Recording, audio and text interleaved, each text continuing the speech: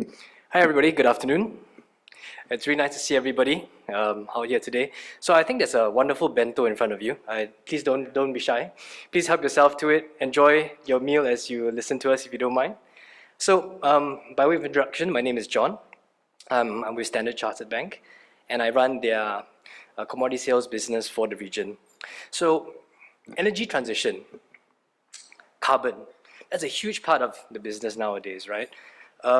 And aside from being part of my job, I'm particularly passionate about sustainability because as a father of two girls, I want them to inherit a world that's not broken by climate change. So I think that's why this is such an important and also controversial topic as well.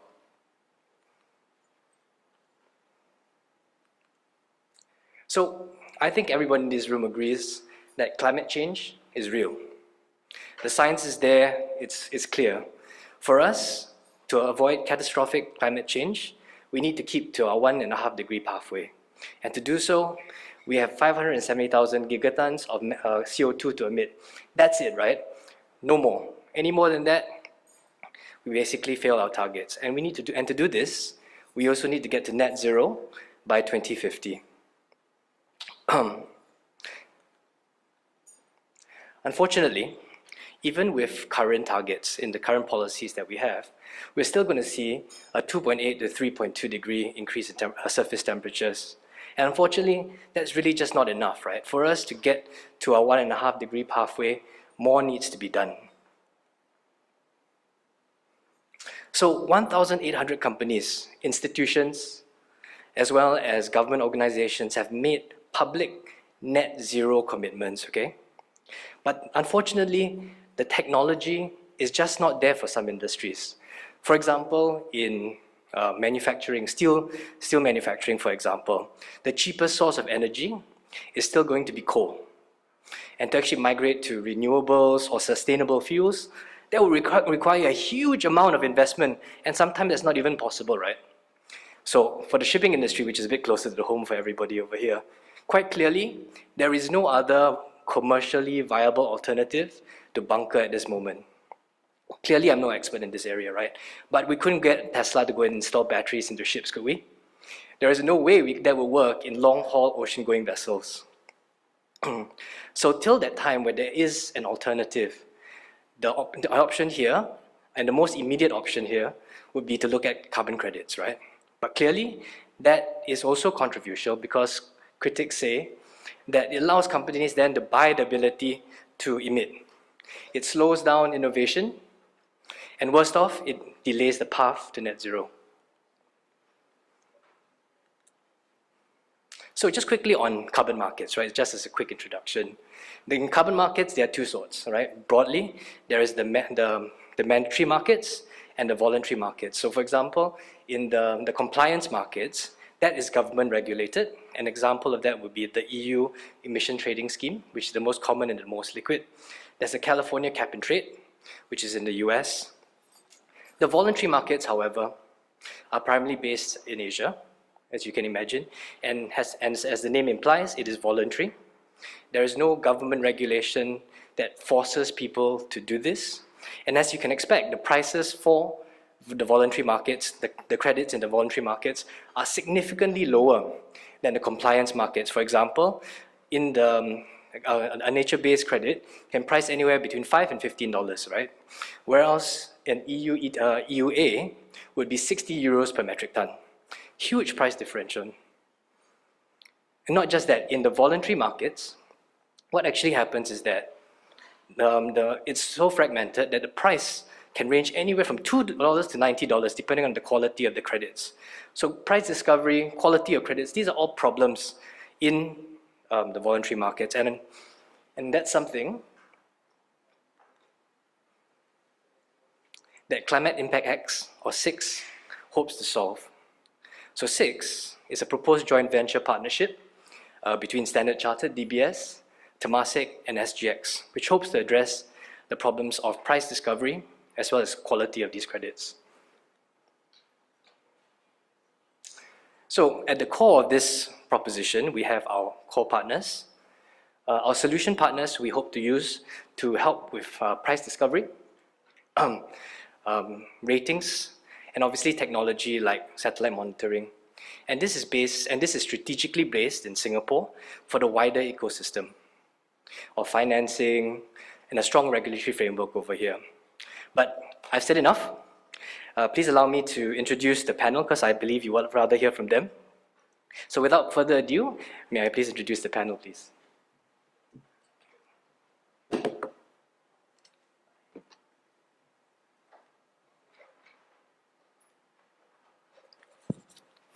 All right, so maybe if I could just allow the panel to quickly introduce yourselves, maybe 1 or 2 minutes each, please. So Lynn, maybe we can start with you, the rose among the thorns. Sure. Good afternoon, everybody. It's a pleasure to be here. My name is Lynn Lu. I'm the CEO of the Global Center for Maritime Decarbonisation. This is a new NGO whose singular mission is to help the industry eliminate GHG emissions through shaping standards, through deploying solutions, and through fostering collaboration. And we're set up in a very unique way, I would say. The team largely comprises engineers and scientists. We're backed by 6 founding partners who are key maritime companies. And then we're supported by the Maritime and Port Authority of Singapore. And so what that means is we have the trifecta to address decarbonization challenges. So the technology side, the regulation side, and the finance side, which will allow us to pick up pilot projects, select pilot projects, and finance them and get them implemented quickly. Before this, I was a professor for 20 years, last 15 at Princeton University. Thank you, Lynn. Over to you, Christopher. Hi, good afternoon, everyone. My name is Christopher Cheng. I'm here on behalf of Louis Dreyfus Armateurs. We're a 160-year-old French shipping company that has diversified assets in quite a few different industries. So primarily, we are in dry bulk today, so I globally look after our dry bulk fleet. And on top of that, we also have a marine industrial division and a port and logistics division. And within those 2 divisions, we have a wide variety of ships. We have cable layers, seismic research vessel, wind farm maintenance ships, transshippers, conveyors, tug and barges, self-propelled barges. So it's a wide variety of different type of assets. Yeah. Thank you, Christopher. And over to you, James. Thanks, John. I'm James Larmouth. I'm the head of carbon trading at Vitol in Asia. We've got a team in Asia of about 8 people now, so we're kind of bulking this up given what's happened, as John was just saying, in the Asian region on the voluntary side. Carbon's not that new to Vitol. We've been in the carbon markets probably since the start of the ETS back in 2005. So yeah, it's an area that we're pretty keen to grow in this region. Thanks, James. Over to you, Tom. I think there's a mic on the table. Okay, thanks. Yeah, thanks. Hi, everyone. My name is Tom Enger. I'm head of product for Climate Impact Exchange, which John has kindly introduced. We were born out of a public-private partnership between the Singapore government, various ministries, and concerned private actors. You may be aware that our shareholders, Temasek, is very active in sustainability technology investments and upstream carbon projects. Standard Chartered is chairing the task force for scaling the voluntary carbon markets. And DVS is very involved in sustainable finance with many shipping companies as clients. And SGX, you will know as the leading provider of FFAs. And the owner of Baltic Exchange, which should be familiar to all of you in the industry. So it may give you a sense of the breadth of the ambition of our shareholders. Thanks. Thanks, Tom. So I think all of you would agree the depth and the breadth of experience we have on the panel, right? We have a professor, we have people from the business, so hopefully we have a very lively discussion today. So maybe, Lynn, maybe if I can start with you. If that's all right. So I mentioned just now that obviously carbon trading is potentially controversial, right? Because some people say it inhibits innovation and extends the runway to net zero. What are your views on this? Well, I'll start by echoing what the panel said previously, which is there needs to be a price on carbon. the price needs to be internalized in order for emerging technologies to be competitive at all. And shipping, I think for shipping, carbon offsets and carbon credits is still a little early, but that's not to say that that's true universally. I mean, we already see, for example, in real estate, in the real estate sector, they have very ambitious targets to operate at net zero by 2030. And so they try to electrify as much as they can, and then they purchase carbon offsets or carbon credits. We see that in the oil and gas sector, where they're investing tremendously in nature-based solutions to try and reduce their carbon assets. Even individually, you can go to airlines and buy carbon offsets, right, to reduce your carbon footprint. So there's huge demand. And that's good, except carbon credits and carbon offsets are not to say that they're not controversial. And that, in large part, is because of how it's structured. The quality is in question. I mean, we heard previously the panel talking about the need to measure, the need to verify, and the need to certify. As long as we have quality carbon credits, then we can begin to think about how we can use it to accelerate our decarbonization pathway. The other thing that's important is the price of these carbon credits. If the price is not set right and it's too low, it can incentivize bad behavior is too judgmental, the wrong behavior, let's say, right? Because then you can opt to purchase carbon credits as opposed to thinking about long-term mitigation measures. So the bottom line is, I think there's a place for carbon credits. It needs to be done just right, and so the quality needs to be monitored, and then there needs to be transparency and visibility in that process. Thank you, Lynn. I think one thing that I picked up here is the need for quality credits, right? And I think one thing that 6 focuses on is quality credits quite clearly. So maybe if I can pass this question to Tom, as to how 6 actually intends to do this and how you differentiate yourself from other exchanges that are already available in the market. Sure. So just to give you a sense of the act of selecting or purchasing carbon credits in the world today, when we refer to nature-based solutions, these are projects where carbon is sequestered through reforesting or protection of forests or mangrove or seagrass, and these kind of initiatives. For a buyer, the challenge is to understand whether or not carbon has actually been sequestered. So in our case, when looking at this problem, we realized it was necessary to support technologies such as satellite monitoring.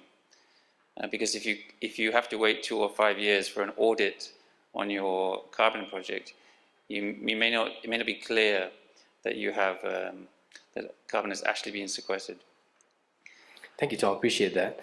So the other thing that Lynn mentioned just now was basically with regards to the pricing of these carbon credits and how important that is, right? James, given that you're a trader, it's all about the price, right? So can I pass this question to you to ask, what do you think is the right price for carbon credits that will incentivize the right behavior? Yeah, well, I think you kind of touched on it in your introduction, saying that you look at the European ETS, right? Currently trading, 61 euros a ton, $70 equivalent US dollars. But you can also buy good quality, nature-based offsets around, as I say, $7, just to make it easy maths, right? So 10 times that price. That's crazy difference in what the price should be. Obviously, that's a factor of a few things, and as you said, compliance markets versus voluntary, and the EU price is a function of the supply and demand in that market, whereas voluntary, really, it is a function of the quality of that project. Is $7 really going to be enough to incentivize you to invest in technology to get cleaner in the shipping industry? I'd probably suggest it isn't probably right now. But what is that magic price? I mean, it has to be higher, but does it get to 20? Does it get to 30? We'll see. But there's definitely That's why the market's always in contango, right? Because it's always going to go up. Depends who you speak to, but yeah, people do have a pretty bullish view on carbon across the board, I would say. Awesome, thank you. So maybe if I can now direct a question towards Christopher, please. So Christopher, you're a seasoned professional in the shipping industry. Quite clearly, carbon trading hasn't quite caught on yet, right? So I was just wondering, what, in your view, what do you think works best? A voluntary market, a cap and trade scheme, or carbon tax, or a combination of this? What's your view?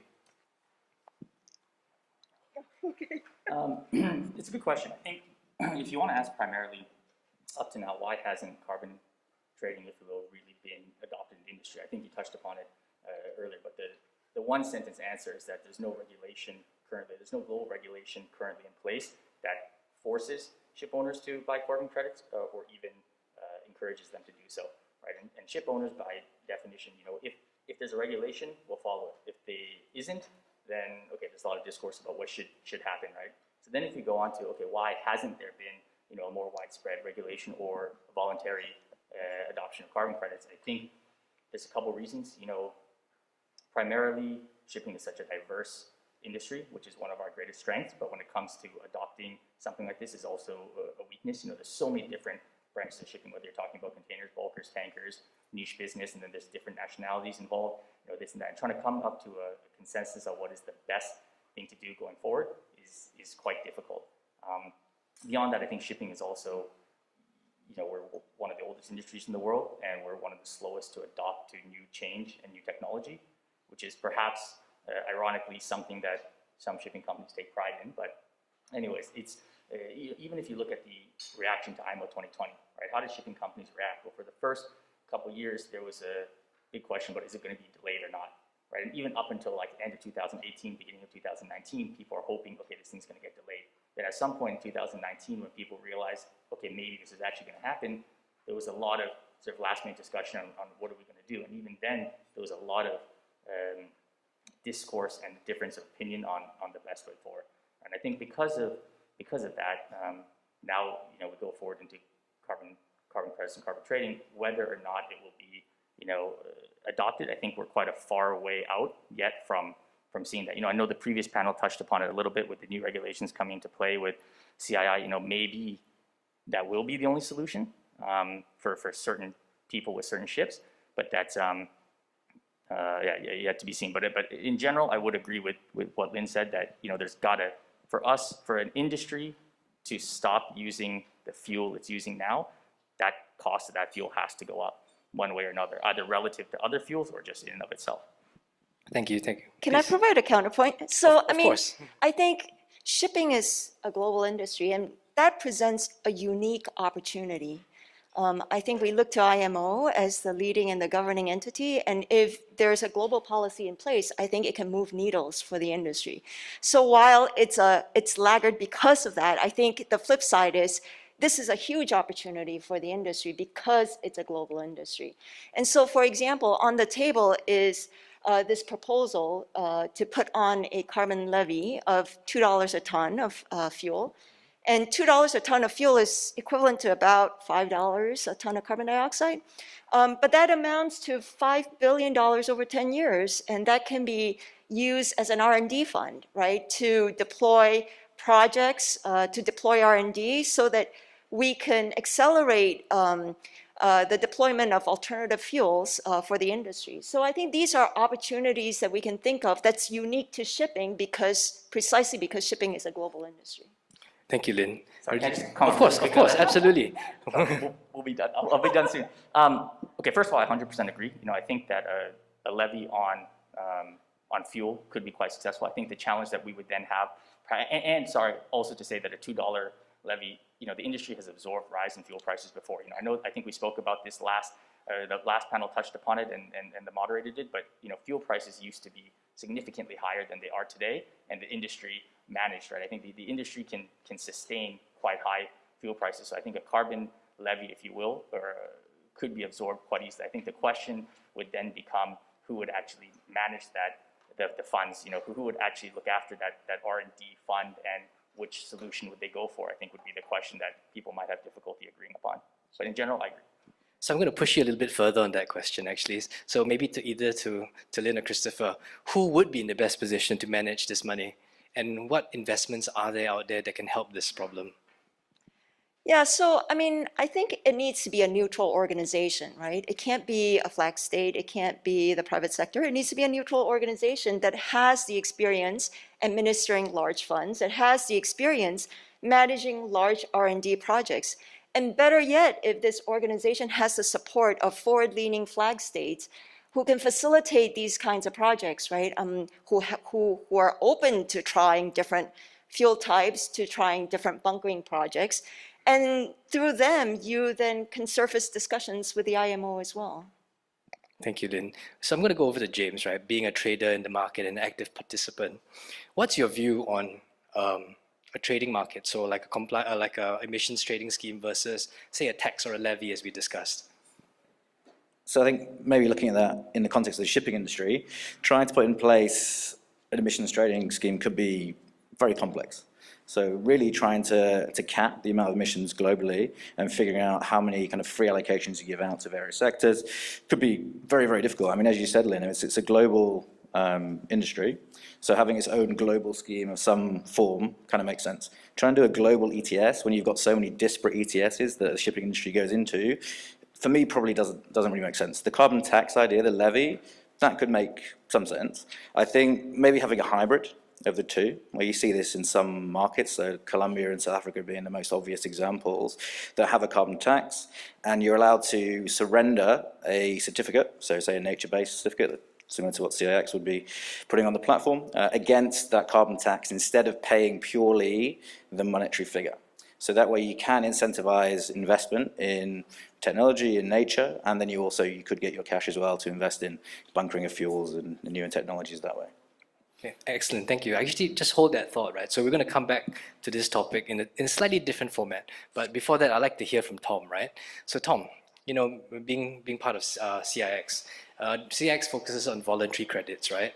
How much does this market actually need to scale for us to get to our net zero targets in 2050? And you think this can actually happen without government or government regulation? Sure. The size of the voluntary carbon market is something between 150 and 250 million tons. In order to have a significant impact, it needs to scale about 15 times to 2030.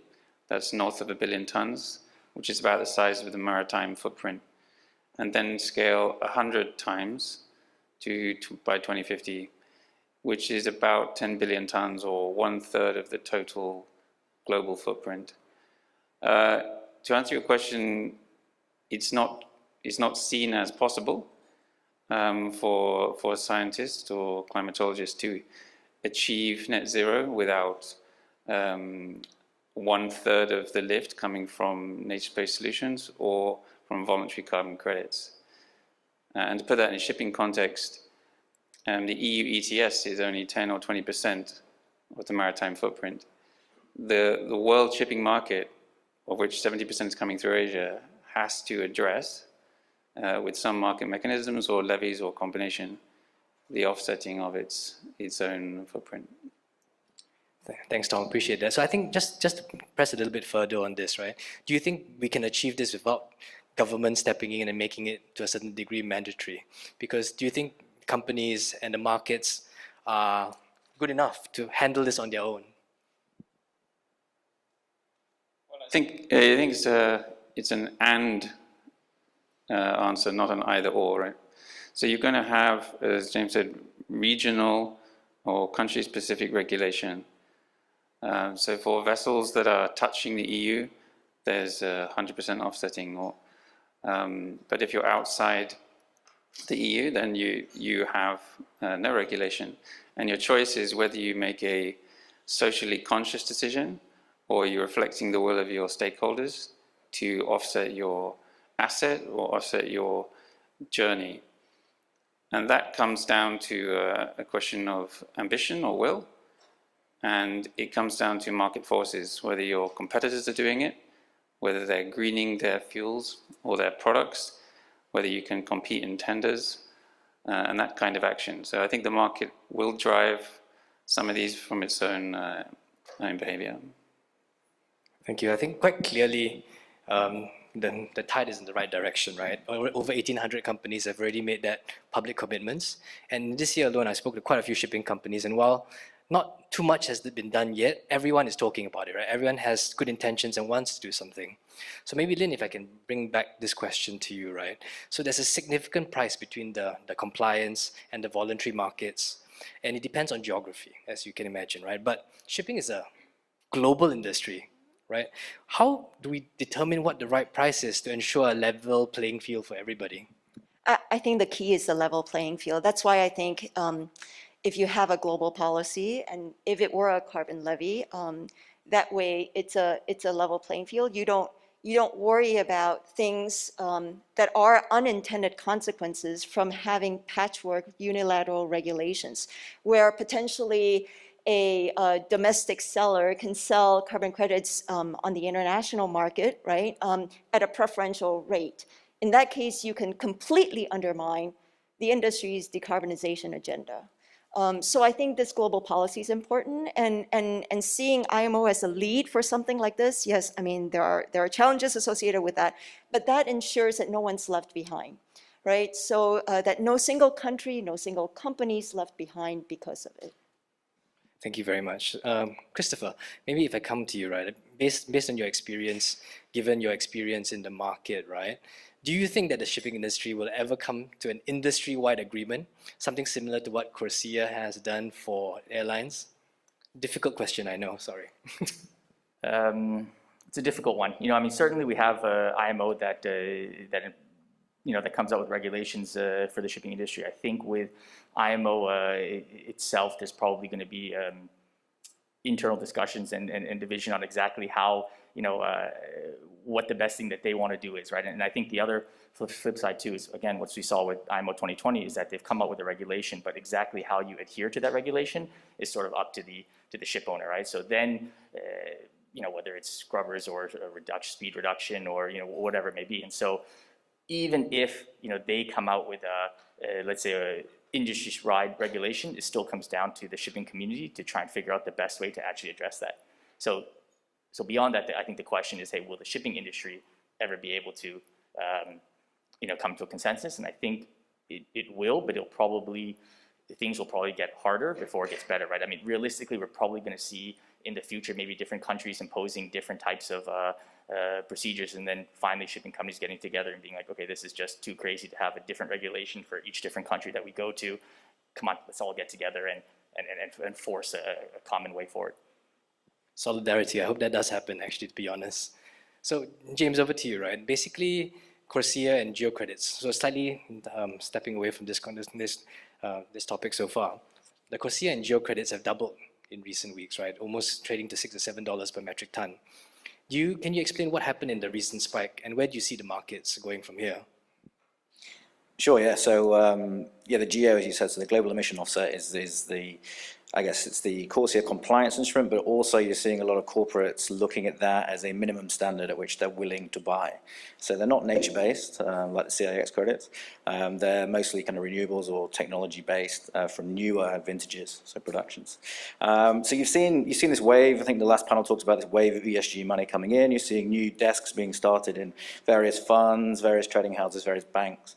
And I think the GEO contract is an easy way for people to get exposure to carbon, right? It's out there, it's obvious, it's a platform. And as CIX is starting a platform, having more of these platforms around just makes people inclined to take a position on carbon. I think most people are saying decarbonisation is a macro trend coming. People want exposure to that. How do you do it? What's the easiest way? You go on a platform. I think that's part of the reason that you're seeing the price go up to $7 now. As I said before, I'm pretty bullish carbon. Does this GEO contract just keep going? Being a mix of compliance and voluntary, you're getting double the demand, right? Or even more than that. So you're seeing a lot of demand and actually not a huge amount of supply in the GEO right now. So I think those are the main reasons you're seeing this price increase. So basically lack of supply and obviously more consumer interest in it is causing prices to go up, right? So I think maybe if I can just follow up on that question. So everyone in this room is one way or another involved in shipping, right? So quite clearly they are concerned with carbon prices if there is a rule that is going to be implemented. So in your view, what do you recommend and a strategy for them to hedge their price risk? Would they just buy and hoard these credits, or would you go short the futures? What strategy would you adopt? Big question. For me, we have a lot of discussions with the shipping industry, and there's a lot of uncertainty, as we've kind of discussed on this panel, right? And trying to hedge uncertainty is tricky. So it comes back to the macro trend, right? Do we think carbon pricing is here to stay? Do we think carbon prices are going to go up? If you do, then you should do something. Looking at the link to the EU ETS, which was mentioned on the previous panel and a bit here, do you look at doing something like hedging your potential exposure to the EU ETS? Because that's quite easy to do. You can go and buy EUAs relatively straightforwardly. And distinctly different to the voluntary market, they do not expire, these credits. So you can hedge those, hold them, and not have to worry whether or not they'll be saleable again in the future. Voluntary market's a bit harder. That's where you need to basically think about what the exact type of credits you want to buy, what vintage, so when were they produced, how likely is it that that vintage is going to be allowable in 5, 10, 20 years' time, whenever you want to use them. So what we find from our customers is that we kind of build a curated or bespoke basket of voluntary products to their needs. So a mixture of that, EUAs and voluntary, essentially. Excellent. So maybe just a quick last question for Tom, right, before I hand over to the floor for questions. So I think with 6, the alpha auction is scheduled pretty soon, and you're looking at a basket of voluntary credits there as well. Is this following the same logic that James has? Maybe you could explain a little bit more on what 6 is trying to achieve. Sure. So our view is, as in the equities world, that some buyers will want to diversify risk. The comparison here is if you buy an ETF with many different stock components, you're spreading your risk by geography or type or age, in this case of credit. So we're trying to develop tools like portfolios of credits, which can appeal to corporates, can appeal who offset on a corporate level, but also appeal to commodity traders or maritime industry that could offset voyages or round trips. Thank you, Tom. So we're on time, so I'm glad I'm able to offer the floor. Does anybody have any questions for the panel over here? Thank you, John. Any questions on the floor? No? We've got a question coming in from one of our viewers online. Give me a second. The question is, shipping as an industry is very fragmented, from huge industrial operators and fleets to thousands of family-based businesses with a handful of vessels. Is there a fit-all carbon solution, or is the brunt of today's discussion for the bigger players? Okay, I'll take a stab at this. I think, one of the challenges that the person who's asked the question has highlighted is there's a lot of different types of shipping, right? Which means that there's a lot of different clients that people work with, right? And kind of to John's question earlier, one of the reasons why, again, I'd say there's a lack of consensus on how to address this problem is that a lot of the clients that we deal with as shipping companies, keep in mind, shipping for us is our, blood, life, and the reason for existence for our companies. But for a lot of people, it's a cost center, right? And they're maybe very focused on dealing with their core activities first, and then at some point they're going to address shipping and, hey, how did the product get here? And I would say that for certain segments of shipping, perhaps like containers, they are closer to the end user than other segments like bulkers where we're shipping raw products. And I would say that the closer you are to the end user is where you're going to see that the pressure, if you will, to comply to certain regulations are going to come sooner. And I would say that in the industries like just container industry as a general, where there are bigger players and it's more consolidated, I think that's where you're going to see the change first. So in a way, I don't think this conversation is just for the bigger players, but we will see the change there first because there's more stability in their business and the pressure from the clients will come faster there. Thank you. Appreciate it. Any more questions from the floor or from online? Yes, sir.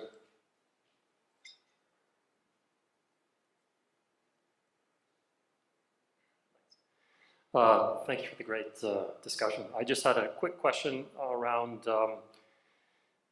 your opinion, perhaps, or maybe just your view as to whether or not it is realistic to assume a carbon price, carbon levy that is $300 US per ton or higher even.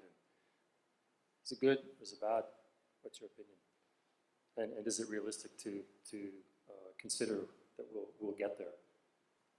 Sorry, we missed the price. What was it that you said it was? Well, it's been suggested in the market by several key players that we really require a carbon price of 300, even as high as 450. Trafigura, Maersk, a couple of those that have made such comments. I'm just curious what your opinions are collectively. Yes, no, or otherwise. Yeah, Tom, when do you take one? Maybe I can take it with just an objective market lens. In all industries, there is a choice, like a fixed price carbon tax or a levy or a cap and trade system where you gradually reduce the emissions allowed. But there's also market-based mechanisms. And what you find in every commodity market and in shipping today is that market-based mechanisms are far more efficient. It's not effective to implement fixed price costs on any industry. If you want to scale technology, be it fleet efficiency or fuel savings, the best thing to do would be to incentivize those companies to finance or go ahead of the curve. And for those companies who cannot or choose not to slow steam or to retrofit their fleet, then they can compensate those that can go faster. And that's a mechanism that can supplement or complement levies that are used for R&D development. But you should probably best think of this as an and equation. Have levies and market-based mechanisms where you can. I agree with what Tom said. And just to add color, I mean, so in the US, this is outside shipping, but in the US, there's 45Q, right, that basically is provides $50 a ton of credit for each ton of carbon dioxide that's stored, and $35 a ton for carbon that's captured and then subsequently used, whether it's EOR or something else. So that gives you a benchmark of where I think, you know, nations are thinking where this should be. Clearly, it's not enough, but it's a starting point. And at the 45Q policy levels, if you look at Bloomberg and other reports, that's sufficient to push carbon capture on ammonia processes, on natural gas processes. So it's enough to get things going. Yeah, the final comment I would just add is that I guess a very key component of this whole discussion is what is the market doing? And it's an interesting question if it's can the ship owner sustain a certain higher level of a cost, or can the market sustain it? Because inevitably something like this, like I mentioned earlier, you know, fuel prices were much higher 5-10 years ago. We've seen some very high fuel prices, and the market has been able to sustain that. So this will, I think, come down to a question of what does the, you know, is the client willing to absorb that? Does the ship owner have to absorb it? Is there other alternatives that the ship owner can adopt to try and meet that criteria? But I do believe this will be quite a market-driven answer. Yeah. Thank you Probably very much. give my opinion as well, sorry. So with the European question specifically, I think yes, prices could get there eventually. I think right now you basically got a fine of €100 a ton if you do not comply, and then you basically buy the EUA on top of that. So I think regulation has to change, to a previous point that we discussed, in order for prices to get that high and incent the type of fuel that you're talking about, right, so the ammonia production. But could they get that high? Yes, but I don't think in the next year, 2 years. Thank you very much. Do we have time for one more question? Or? Oh, I think that's it, guys. So thank you very much for this engaging conversation, and I hope everyone had a good time. Thank you.